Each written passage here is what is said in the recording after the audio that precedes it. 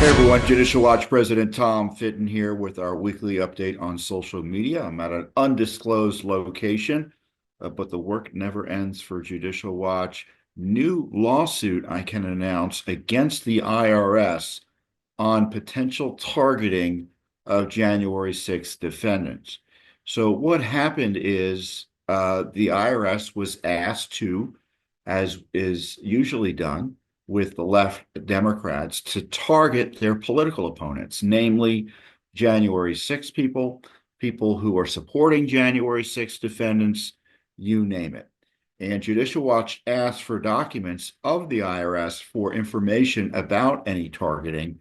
And we got, again, the proverbial hand to the face, and we had to sue in federal court for the information.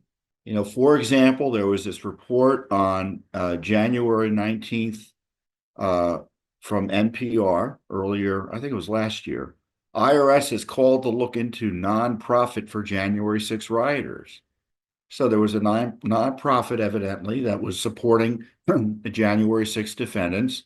And what happened is Democratic members of Congress called for the IRS to scrutinize the nonprofit.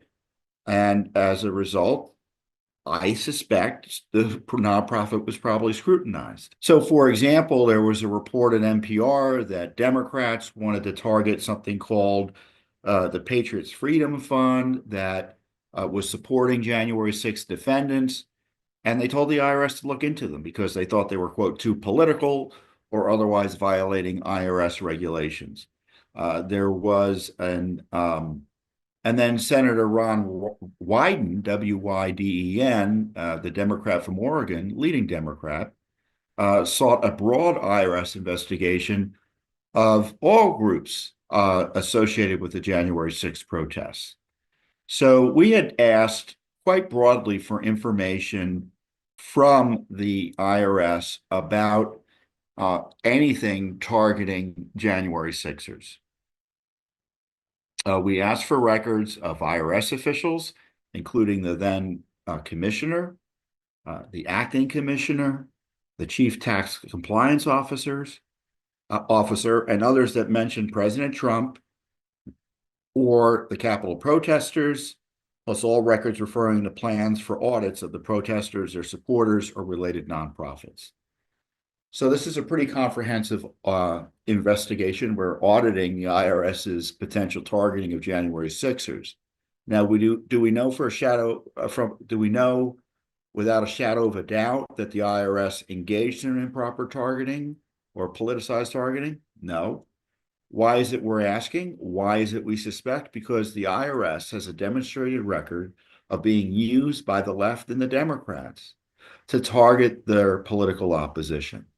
And most infamously, back in 2010, 11, 12, the IRS targeted essentially the entire Tea Party and other political opposition to President Obama in a quite obvious fashion in terms of the political impact of what their plan was, which was to suppress any opposition, especially the organic Tea Party movement, in the run-up to the 2012 re-election campaign of Barack Obama.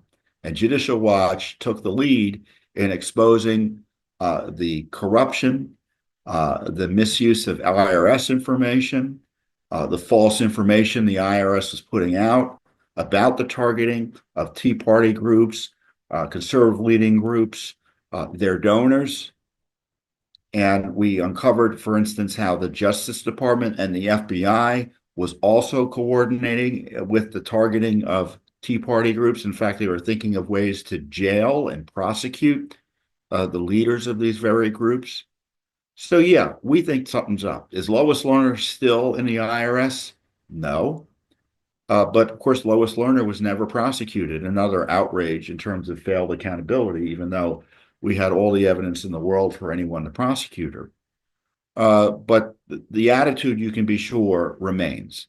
And the IRS received letter after letter and was pressed repeatedly by Democrats back during the Obama days to target the Tea Party groups. So when you see similar activity, we should be concerned that there is resulting politicized targeting by the IRS, in this case, of Biden's political enemies. Heck, during the Biden regime, they weaponized virtually all the federal agencies against Trump and his supporters. Why would we think they wouldn't have weaponized the IRS? And, there was this other story of an individual, I think it was a contractor with the IRS, who was caught, convicted, prosecuted, but on a very narrow set of charges, given how broad the theft of records was of that this guy engaged in. He basically took the records of potentially thousands of taxpayers, it looks like including Trump's, and then leaked them to the media in an effort to essentially attack the so-called rich and to attack Trump. And the Obama, excuse me, I guess it's a Freudian slip. The Biden Justice Department let him off with, relatively speaking, a slap on the wrist. So there's a game afoot in the IRS, I have no doubt. And another piece of the evidence that there's a game afoot is the fact they don't want to tell us what's going on here in response to our FOIA request. As I say in our press release, the IRS has a demonstrated record, as proven by Judicial Watch, of abusing taxpayers at the behest of politicians. The IRS obviously has the January 6th documents, so why the cover-up? You send letters to the IRS, and we don't even get back the letters that were sent to the IRS by the politicians. What else are they hiding? What else are they hiding? And as I note in our press release, the IRS has a demonstrated record, as proven by Judicial Watch, of abusing taxpayers at the behest of politicians. The IRS obviously has the January 6 documents, so why the cover-up? So we highlighted how there were letters sent to the IRS by these Democrat politicians, yet they tell us there are no records or refuse to respond. Clearly, there's something going on. And I encourage you to go and review Judicial Watch's excellent work exposing the Obama IRS scandal. Do I think his successor in office, or not immediate successor, but Joe Biden as vice president and the gang around him would be any more honest about the use of the IRS? I don't. So I'm hoping President Trump's appointees, I think they're acting at the IRS, use this FOIA lawsuit as an opportunity to expose any misconduct during the Biden regime.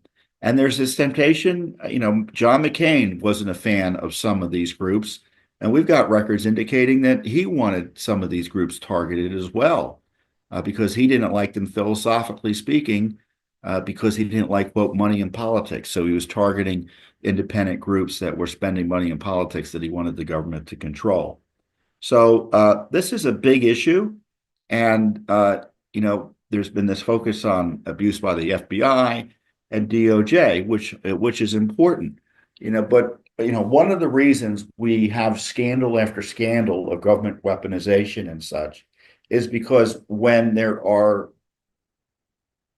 proven cases of weaponization of government, as we have with the IRS, not much is done.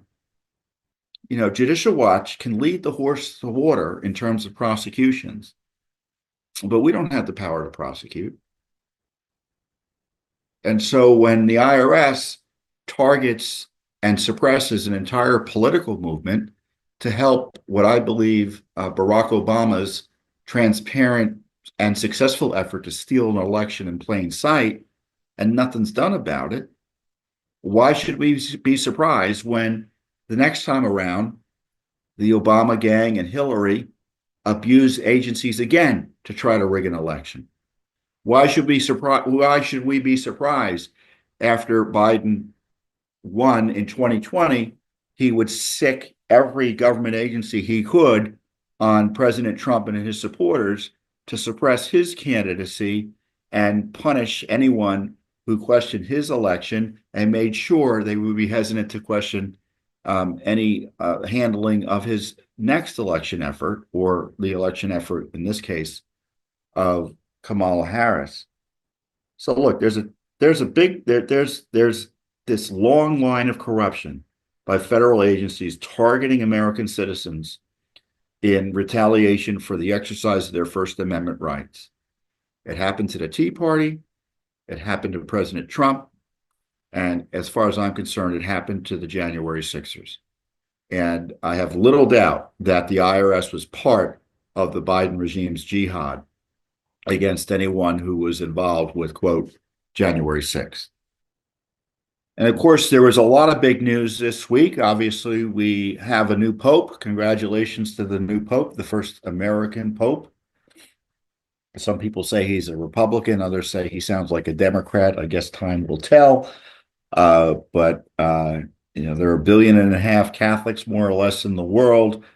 And the political angle here, or the policy angle here, which I think is interesting, you have to wonder if the Cardinals picked an American pope in part because of the kind of the political tumult here in the United States with the rise of President Trump. And maybe they think that because America, I might argue, is throwing its weight around, that there's a little bit of respect to America and the American church. And so they decided to elevate an American cardinal to the papacy. So congratulations to Pope Leo the 14th. Now, the other big news this week, as far as I'm concerned, a lot going on here in DC. Obviously, we've got the budget fights. We have the lawfare that continues against President Trump, with activist judges usurping his power as president to force, for instance, the admission of refugees, to undermine his really straightforward authority to remove people from the United States who are foreign nationals advocating for terrorism and policies that risk American lives and the lives of foreign nationals. That threat continues. Now, on the other hand, the Supreme Court reined in the effort by President Trump to fix military personnel and other policies to prohibit transgender extremism from essentially running the show in the military. And so there have been restrictions on the service of individuals suffering from transgenderism, and the restrictions on support for the extremism in that regard. Lower courts said this president essentially maybe commander in chief, but the court knows better how to run the military. And the Supreme Court stayed those decisions in basically a 6-3 action. So when it comes to the lawfare against President Trump, I think ultimately what will happen is that he will win and lose.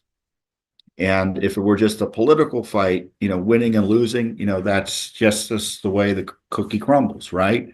But when it comes to the rule of law and respect for the separation of powers, winning and losing, the wins are important, but the losses can be significant and damaging over the long term.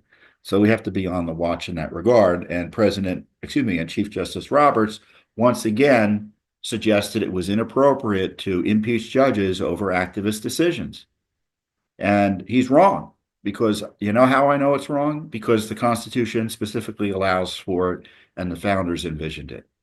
The Constitution allows for the impeachment of judges, and the founders, in describing the impeachment power as it applies to the judiciary, called it a complete security against judges who abuse their power. So when you have the Chief Justice say it's, quote, wrong to impeach judges who abuse their power, activist judicial decision-making, he's wrong. And he has a right to his views, but it's a political process. He's expressing a political viewpoint. The decision whether to impeach judges is inherently political. And there's nothing unconstitutional or unlawful about proceeding with or to an impeachment.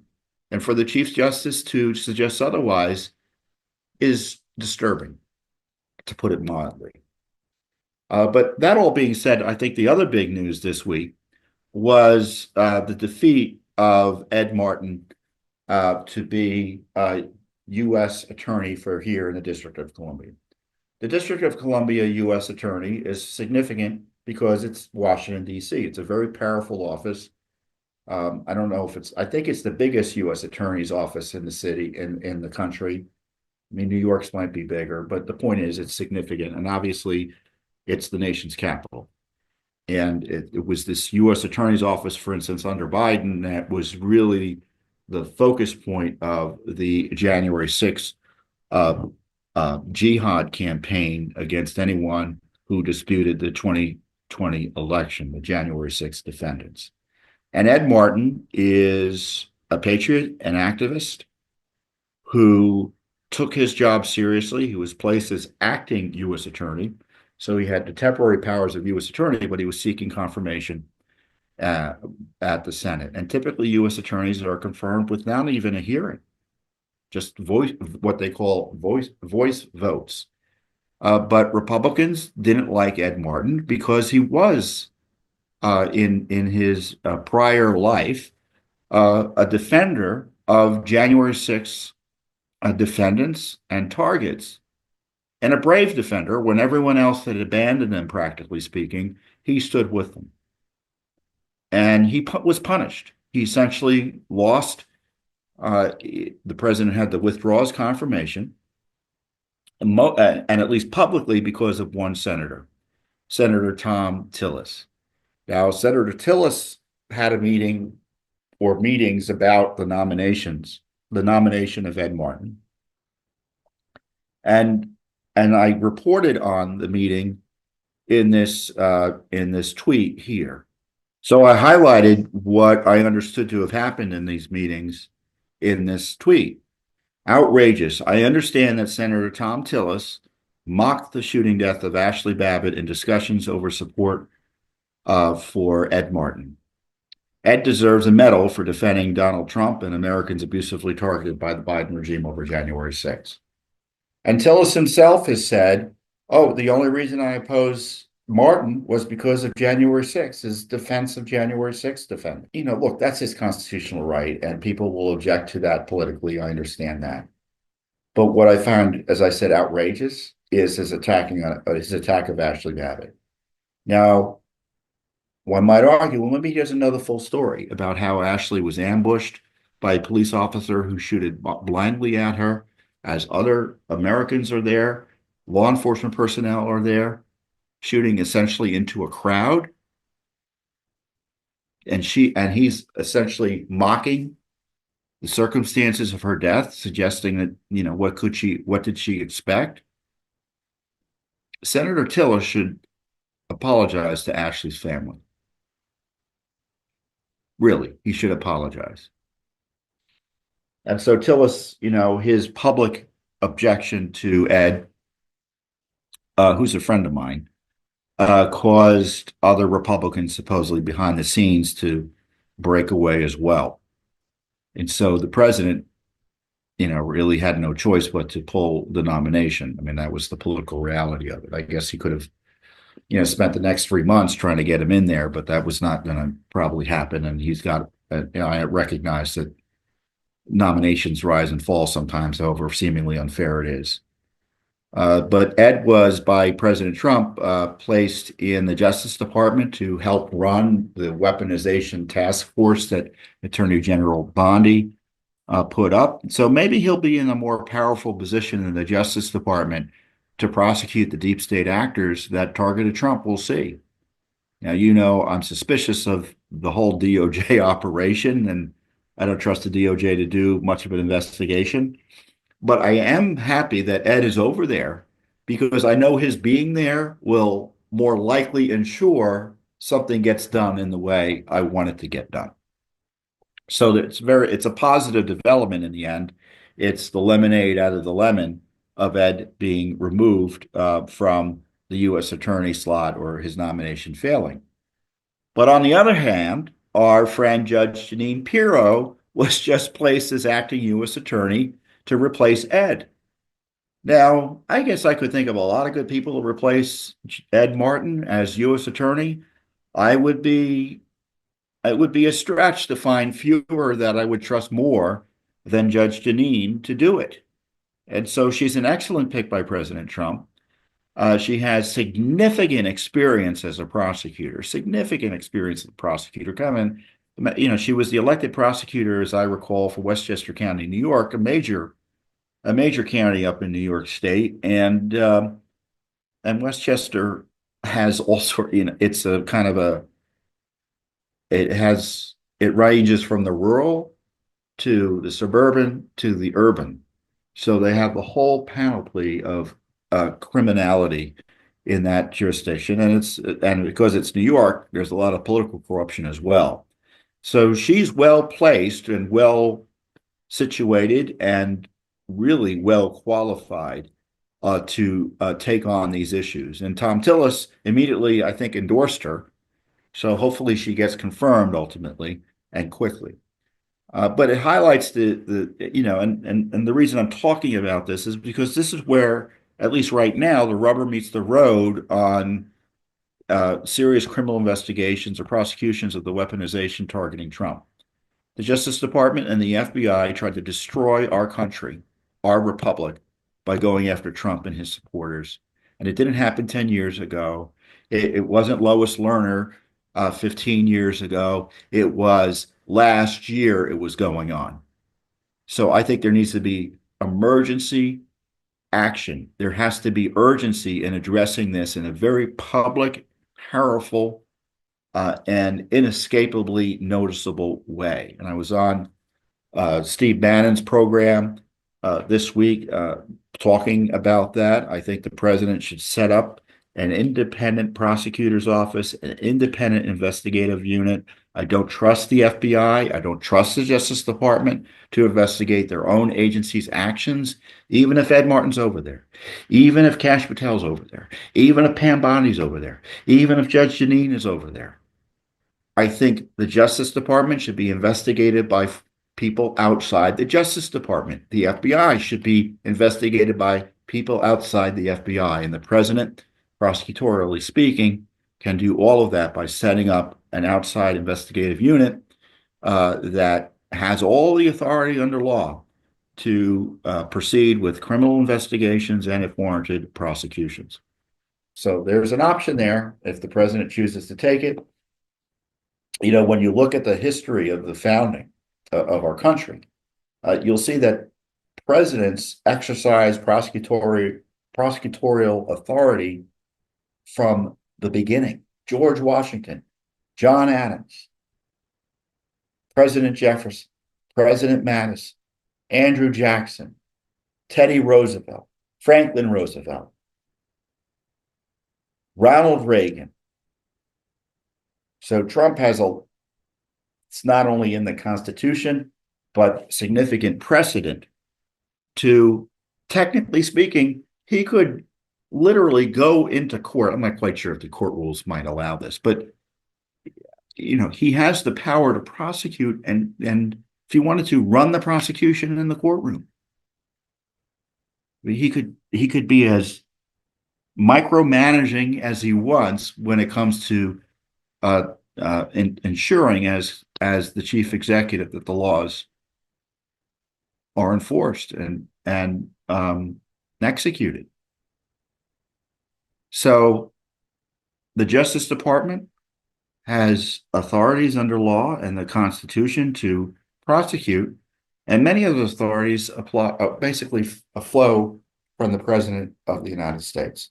So I believe that President Trump should take advantage of his constitutional powers and ensure that something's done. Because if something's not done, or they do a few mild things, we'll be back at square one again. And the left will use the FBI and Justice Department and proceed with their plan, which we saw in operation for years, to destroy our constitutional republic by turning the FBI and the Justice Department into political police to target their opposition. And of course, in the meantime, Judicial Watch will continue with our litigation and our investigations and our public education to push for the full truth and our measure of accountability on what went on. And hopefully that will provide additional leadership to the Justice Department, the FBI, and my friend President Trump to proceed forthwith for full accountability through the criminal process as appropriate. And and I'm not suggesting, despite what the left might think, or maybe what you may be under a misimpression, that we need mass arrests or that has to happen. It might have to happen if there's evidence of criminal activity. But we're not even at that point where the criminal activity has even been pursued in terms of the basic investigatory steps or investigative steps. Investigatory, I don't think is a real word in this context. So you know what I mean. We got to just get the ball rolling. And it might lead to arrests. It might lead to prosecutions. It might not. In the end, maybe there's no prosecution to be pursued or not as broadly as I'm thinking. But I want that issue to be resolved through a process that I trust, and the American people want a process that they can trust. So this Ed Martin case, it's not about Ed Martin. And this is why I'm convinced the left had focused on him, because it wasn't always about what Ed Martin was. It was about what Ed Martin represented. And here I talked about it a little bit on the Blaze TV the other day. Ed Martin is feared by the left. The minority leader, Chuck Schumer, my understanding was going around going after him personally with Republican senators. Schumer's mad at Martin because Martin asked him some tough questions and initiated an investigation that he eventually stopped into whether he broke the law in threatening Supreme Court justices. Adam Schiff has had it in for Ed Martin. And so to me, that's all you need to know if you're a conservative or a Republican on the Hill as to what this is about. This isn't about January 6th. This isn't about crime in D.C. This is about left-wing Democrats, the abusers of Trump, who engage in lawfare, being nervous about having someone in office who might hold them accountable. And I'm hoping Tom Tillis sees that over the next few days and gets over what seems to be his PTSD from January 6th and get a law and order guy into this U.S. attorney's seat, the pick that President Trump wants. And I just want to say something in addition about Ed Martin.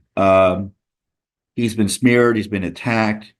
Look at this. He was just assaulted outside his office the other day. Watch this video. So we need to get really focused. Who the fuck are you? You are Ed Martin. How you doing? Whoa.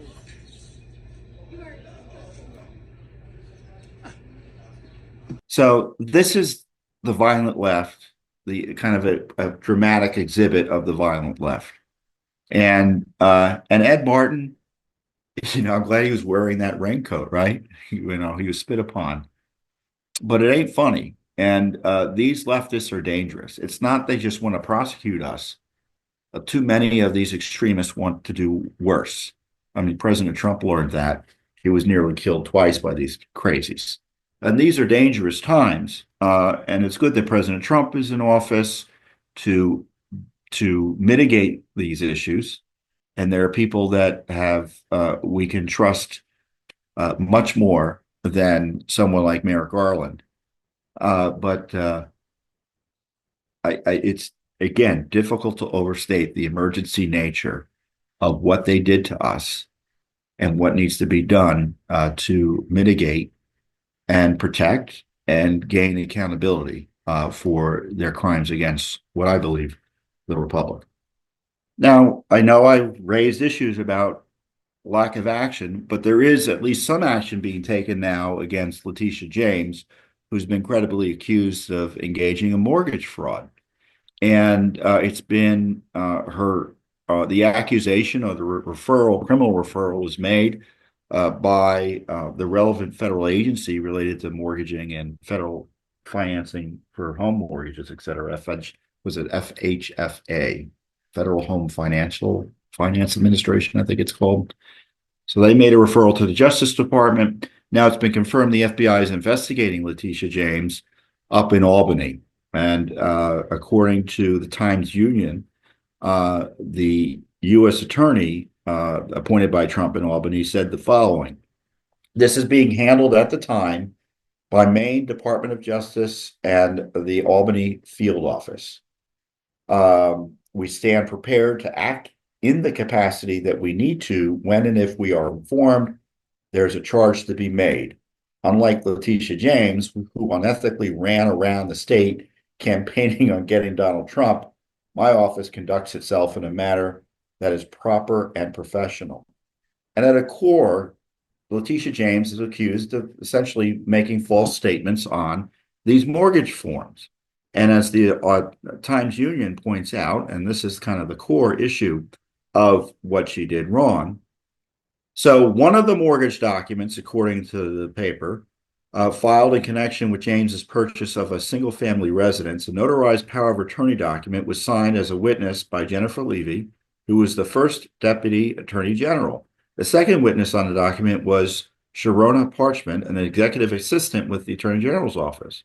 A spokesman for James did not immediately respond to questions about why Levy and Parchment would have been asked to sign a document related to the attorney general's purchase of a private residence. And the private residence was where? Not New York, but in Norfolk, Virginia. And here's where the crux of the issue is. The document, which James also signed, stated, "I hereby declare that I intend to occupy this property as my principal residence."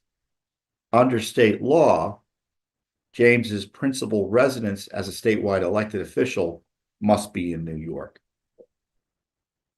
So there's the rub for Leticia James. So this may seem like small fry issues, but A, she's the attorney general. B, she prosecuted Trump.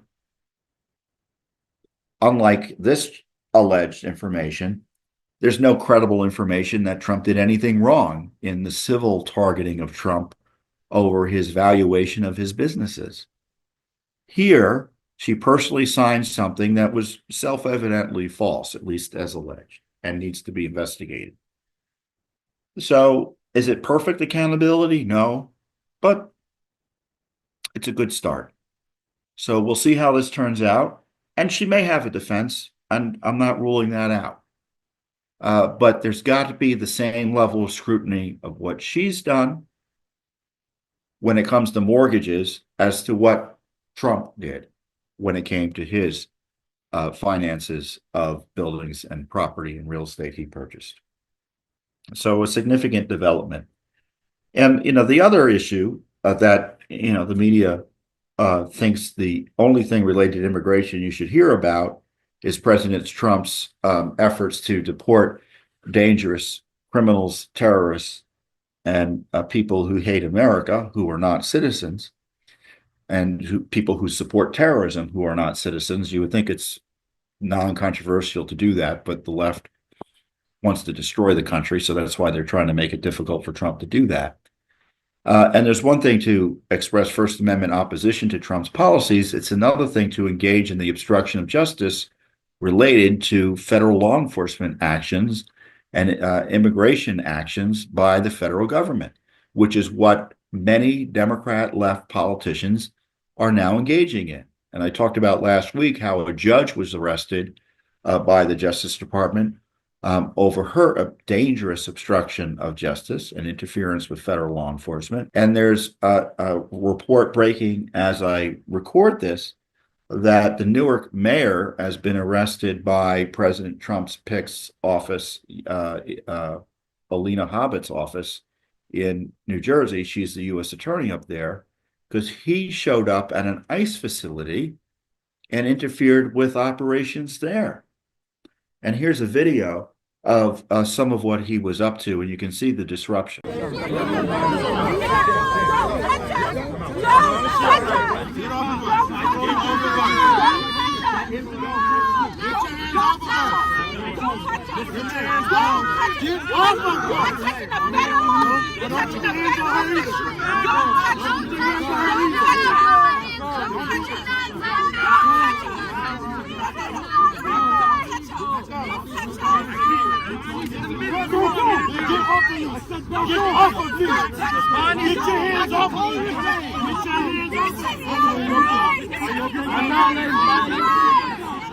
I'm not letting you cannot push. You cannot push. You cannot push.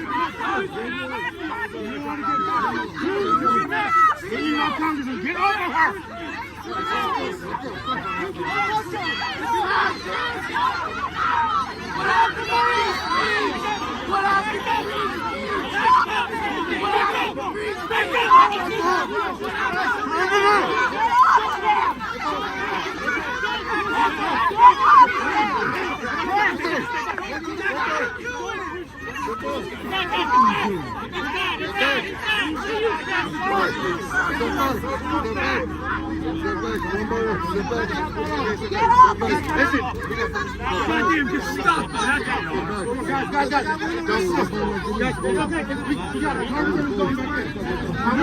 Just stop. Right here.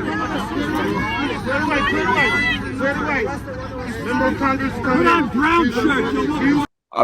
We'll see what the exact charges are, but according to one report, when federal officials blocked his entry, a heated argument broke out.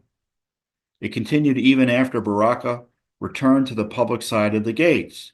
So he had tried to join in a tour of the facility that he wasn't invited to. And so he was told, you can't come in. There was yelling and pushing. Then the officers swarmed Baraka and essentially arrested him.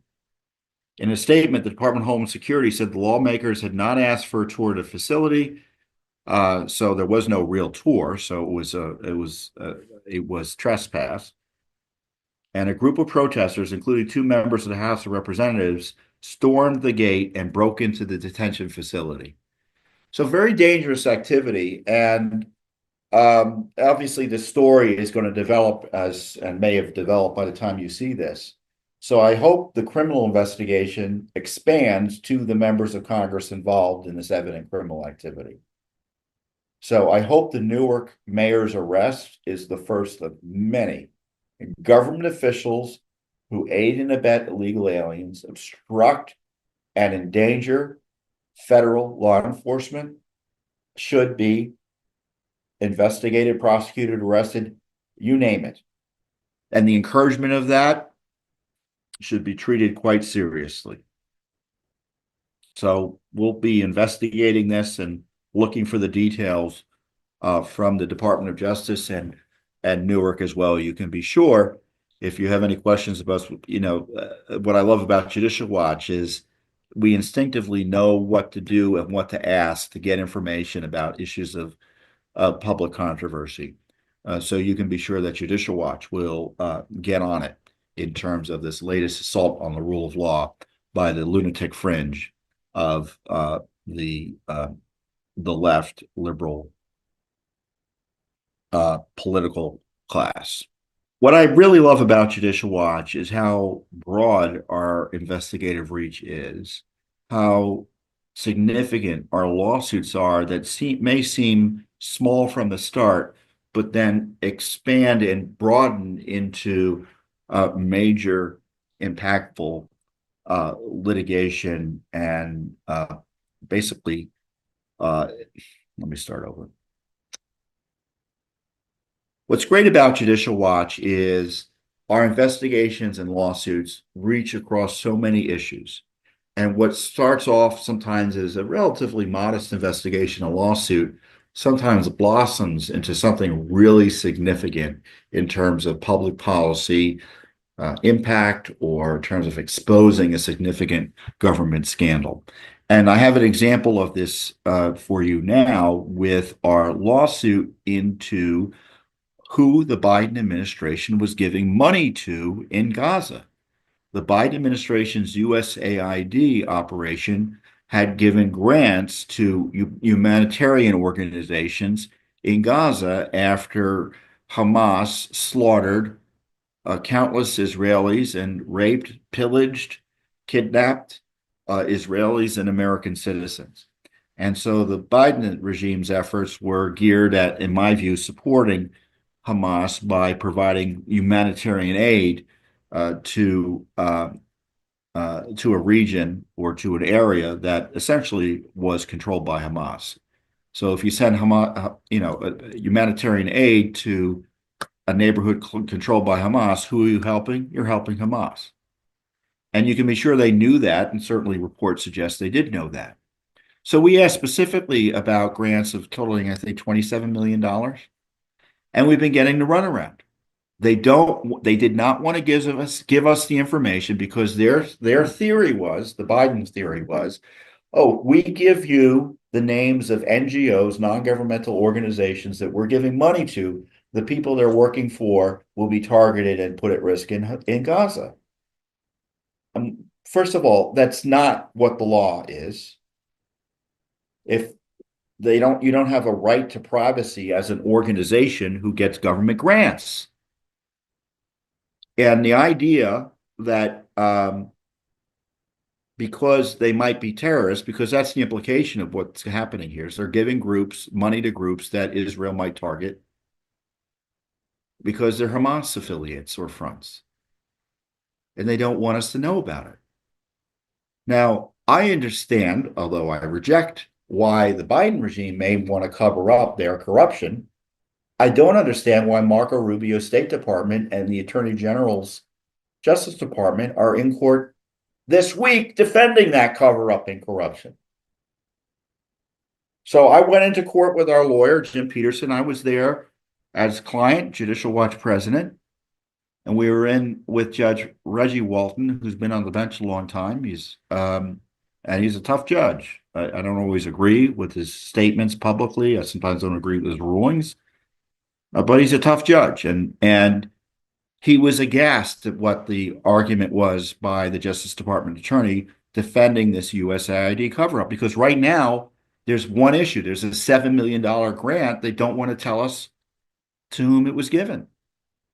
And they've run this argument with the implication that Israel is going to kill them if we release it. And Judge Walton asked the lawyer for the Justice Department, what are you talking about here? Are you suggesting that Israel, our ally that we give money to, weaponry, is purposely targeting aid workers for harm and killing? He said there's a big difference between an aid worker being generally at risk for operating in a war-torn setting versus what seems to be the allegation of the Biden administration, embraced now by Marco Rubio's State Department, that Israel is the big problem here because they're going to be killing people indiscriminately, murdering people. And Walton wanted to know if that was the position of the U.S. government. And the lawyer really didn't have a good understanding of it. And he said, oh, all I can say is that they're at risk. And he's like, at risk from whom? And indeed, in the papers the Justice Department filed for the State Department, they said the risk is from Israel. So they all but admitted they were concerned the Israelis were going to murder aid workers, which was a sly way for the anti-Israeli, anti-Semitic left that I think is embedded in the State Department to smear Israel and promote Hamas's interests. And so I think, I kind of summarized it in this video. Let's play the video of my describing the issue here. I tell you, Marco Rubio and Attorney General Bondi need to ride herd on the Justice Department and the State Department. They're creating now international incidents in federal court over a simple Judicial Watch FOIA.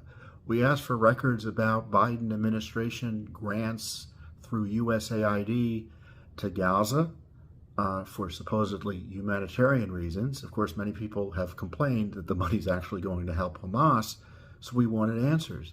Rather than produce the answers, they're continuing the Biden administration cover-up, and the judge today was incredulous. He's like, what are you doing? Are you suggesting we can't get this information because the individuals who work for this NGO, who you want to keep secret, might be targeted for killing by Israel? Is that what the U.S. government is saying about Israel? What's going on here?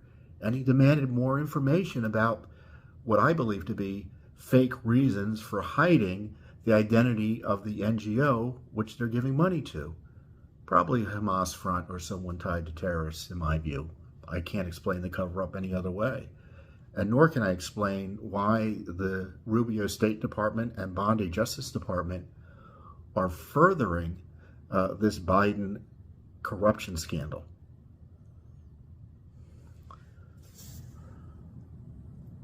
It's not me who's just skeptical, it's also Judge Walton. And he ordered further information about what it is they're saying here. Judge Walton's order calls for a supplemental explanation regarding USAID's reliance on FOIA Exemption 6, which protects against unwarranted invasions of personal privacy. An organization who receives grants from the government obviously doesn't have personal privacy. In order to hide the recipients of the Biden USAID grant made shortly after the Hamas mass murder, rape, and kidnapping of Israeli and American citizens. And this is what Judge Walton's order says. The defendant shall file at least one supplemental declaration explaining the defendant's basis for asserting that its grant recipient information about which defendant seeks to withhold from disclosures citing Exemption 6 to the Freedom of Information Act, and its affiliates could be targeted if the informants requested by the plaintiffs were released, if the information requested by the plaintiff was released. Specifically, the court requires more than a general assertion that aid workers have been targeted or harmed in the Gaza Strip in order to make a determination as to whether Exemption 6 should apply to the information at issue here, including, for example, an explanation of who might target the grant recipients or its affiliates and the kind of targeting about which the defendant is concerned. And he set a hearing to resolve this issue, I hope, on May 27th, so the end of the month. So, when people say, well, Tom, why do you get frustrated? Because I get frustrated because Pam Bondi's Justice Department and Marco Rubio's State Department is clearly covering up a Biden scandal. And they're using a defense created by the Biden gang to essentially smear Israel. And we had at least one federal court judge said, what the heck are you people saying here? As I wrote, I attended the court hearing in this case. This is incredible. The state and Justice Departments continue to cover up who in Gaza received American tax dollars from the Biden administration. The government has turned a simple FOIA case into a foreign policy scandal. Were terror-linked groups funded by USAID? It sure looks that way. Moreover, why are the state and Justice Departments pushing leftist smears against Israel in federal court? Secretary Rubio and Attorney General Bondi, as I said earlier, need to ride herd and stop this cover-up justified by a sly deep state libel of Israel. And it's just $7 million, and they don't want to tell us who got the money in Gaza. And I can't think of any reason to do that, given the absurdity of the arguments they're putting forward, other than they were funding likely a terrorist organization. So here's some more background on all the money that was sent, as I say, I think laundered for Hamas. On November 15th, 2023, less than a month after a little over a month after the murderous attack by Hamas, the Bureau for Humanitarian Assistance, a component of the USAID, issued a $7 million grant for multi-sectoral response in Gaza. Don't you love that government speak, multi-sectoral? The grant was awarded to, quote, miscellaneous foreign awardees. That's a great way to describe who they're sending money to, isn't it? And also to disguise it. The same day, a continuation grant of $20 million was also issued for multi-sectoral response. USAID reported that over $282 million total was obligated to the West Bank and Gaza in fiscal year 2023. It was recently discovered, though, that USAID provided millions in funding to extremist groups tied to designated terrorist organizations. Let me start over on that. It was recently discovered that USAID provided millions of dollars in funding to extremist groups tied to designated terrorist organizations and their allies, according to a report published by the Middle East Forum, a U.S. think tank. And then the U.S. Inspector General, the Office of Inspector General for USAID, issued a report that essentially confirmed it. The USAID's office provides independent oversight, and regarding the UN's processes for vetting their own staff, USAID Administrator Samantha Power noted, following allegations that officials working for the United Nations Workers Relief and Works Agency engaged in October. So there's little doubt that they were giving money to terrorist fronts. And of course, the United Nations group that was operating there, the relief agency, was found to be a Hamas front group and basically run by Hamas locally there in Gaza. So there's a lot here to uncover.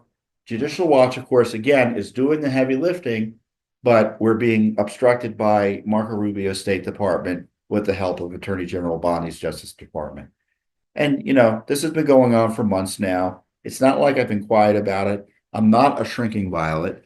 I'm not going to stop talking about the obstruction and the secrecy to help Joe Biden's administration get away with funding what I believe to be terrorist fronts. And I hold Marco Rubio, Secretary Rubio, is doing some great work, and Attorney General Bondi is doing some great work. They've got to expand the scope of their duties and responsibilities and take, in a way that really ensures that transparency laws are followed. That's as important as anything else they're doing, especially on these corruption issues. So, look, the Attorney General has been transparent on many issues that previous administration was not transparent on. So we appreciate that. But here, this is a really significant lapse. So we've been getting some transparency. The good news is out of the Trump administration about this corruption issue of Rachel Levine, the transgender extremist who was a senior official in HHS. And while there, she was promoting transgender extremist treatments of children and basically trying to rig the science, right? Which is, according to the left, an original sin for anyone. And so we have a lawsuit pending on that issue. But in response to the lawsuit, we got related documents that show that really what I call the malicious effort by the Biden gang to force vaccination on healthcare workers and other American citizens. And the documents, as the press release reads, detail the mandate of the vaccination, the COVID vaccinations for 17 million healthcare workers. And the document was drafted in a way that was written beforehand as close hold.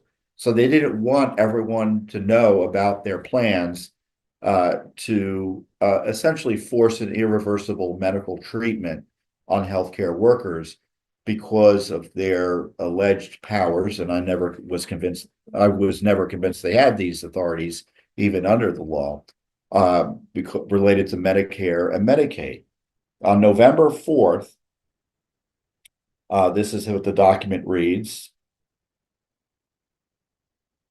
CMS will release an emergency regulation requiring staff vaccinations for 15 specific healthcare provider and supplier types participating in Medicare and Medicaid programs to address the urgent need to protect patients against COVID-19. So this was in 2021.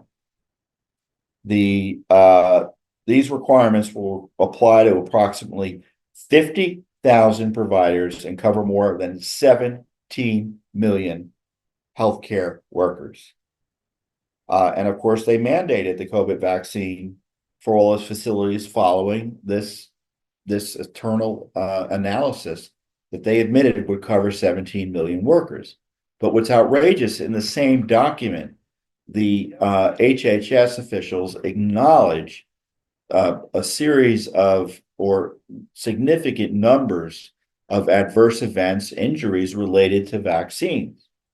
As of November 1st, claims alleging injuries, deaths from COVID-19 countermeasures, they call it, have been filed with the Countermeasures Injury Compensation Program, including 2,229 claims alleging injuries from COVID-19 vaccines, an increase of 133 in total claims over the prior week.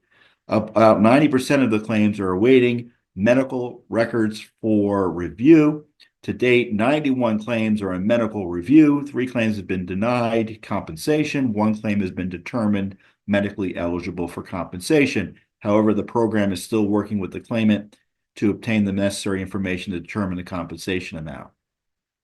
So, on the one hand, they're happily announcing and planning secretly to force 17 million Americans or workers in the healthcare industry to vaccinate in order to be able to work and feed their children and families, while acknowledging there were thousands of injuries related to the vaccines. They were forcing American citizens to give up their bodily autonomy, their liberty, their freedom, in order to comply with the mandate. There's got to be accountability for that, in my view. There's got to be accountability. And of course, we're exposing this in a significant way thanks to this little old Judicial Watch FOIA lawsuit. And there's other material in the memo showing, as it relates to COVID, they spent $35 million on family planning. What does that have to do with COVID? Yes, I'm sure the healthcare experts will lecture us ad nauseum on how it's related, but no normal taxpayer thinks that we should be spending $35 million on one area of healthcare to pretend to address COVID.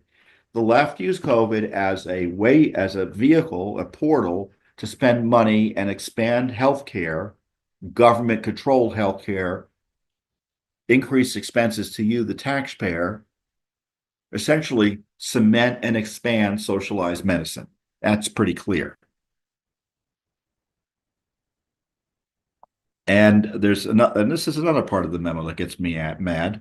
Vaccines and testing in Indian country. Indian Health Service tribal and urban Indian program sites receiving the vaccine through IHS have reported administering 1.7 million doses of the COVID-19 vaccine as of October 31st.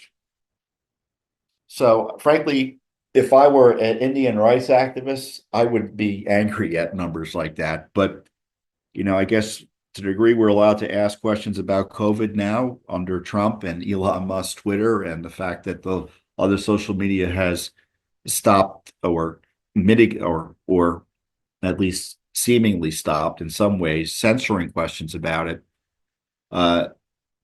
it is frustrating that we had this vaccine that was so controversial and so experimental and so revolutionary, by their own admission, forced on people and promoted by the government with, in my view, insufficient concern about the risks versus the benefits. And that's the nicest way of putting it. And I know people feel strongly about it, but what we found out about the vaccine here at Judicial Watch and the lies they told us about the vaccine is shocking. And it makes me think, what else have they been lying about vaccines generally? I mean, that's the conclusion I have, given the corruption around the rollout and the suppression of dissent over the COVID vaccine. And you can read a lot of, and I encourage you to go to my new book, Rights and Freedoms in Peril, where we describe so much of what we uncovered about COVID-19, the Fauci gang, and the vaccines. It's a great way for you to get yourself up to date, not only in that important scandal, but other scandals that have imperiled, and in my view, continue to imperil our freedom. And of course, much of this material is also available on our website at judicialwatch.org. These new documents are an astonishing example of Biden regime maliciousness on COVID vaccine mandates. The same close hold plan to mandate COVID vaccines also details thousands of vaccine injury claims. So that's the big takeaway here. And I encourage you to review this document and ask and demand, and I think HHS Secretary Kennedy despite the media smears on him, is going to be insistent that this never happens again. And we should be insistent that he is insistent that something like this never happens again in terms of mandates, etc. And I say what I love about Judicial Watch. What I love about your support of Judicial Watch is that it allows us to kind of provide this leadership, educational leadership on these important issues, such as the controversy over vaccines and COVID, the issues related to elections and immigration and government corruption and FBI and DOJ corruption and the IRS. There is no one else in all of America. And there are other great groups out there. It's not to diminish their good work, but no one is engaged in the scope of litigation on the issues of core transparency, adherence to the rule of law, and anti-corruption than your Judicial Watch. And we do it with your support. And I encourage you to continue your support by going to judicialwatch.org.